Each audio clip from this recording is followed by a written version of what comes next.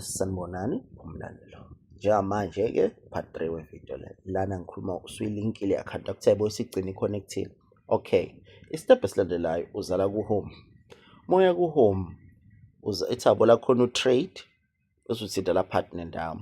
La partner ndawo lapho setha khona igolide lakho ukuthi ufuna i-trade kanjani, i-robot lakho ufuna i-trade kanjani. Siza kusetha la. Ufuna i-trade understand-ke i-minimum yakho iqala from 500 kuya phezulu. Umuntu bezimali engaphansi kwalapho i-robot lakho aliku-trade. I'm not a financial advisor. I'm just showing you the other way where I'm making my extra income, okay? Indlela yenza ngayo extra income nami. Trade igolide. Okay, lock size yakho wena eyikhethelayo. Kuya ngawe futhi ukuthi wena ufuna i-robot lakho liku-trade lock size kanjani. Mina always keep it simple 0.01.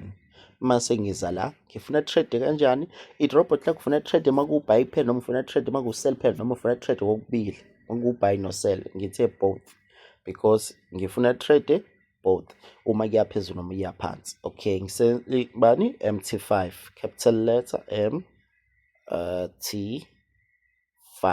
Okay, siyaseva lapho mase usevile ibuya izovela kanje thabo.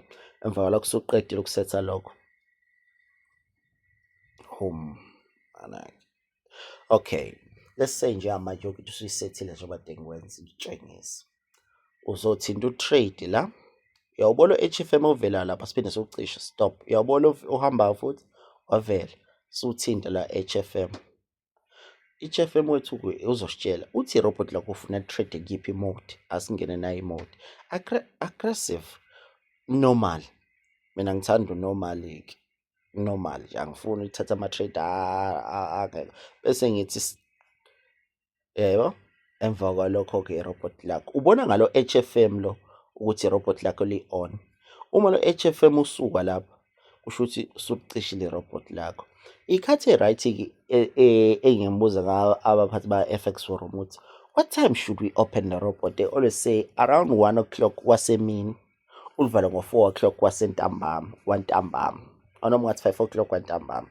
Emva kwalokho uyalivala kanje. That's how the robot works, guys. Ayikho imlingo lana. It's just you taking your time and understand ukuthi kwenzakalani. I'm sharing the information there because this is something ngibona behlule ukuyenza. So I'm like, let me make it easy. Asibonge. Uma kukhona futhi umbuzo unganqeni.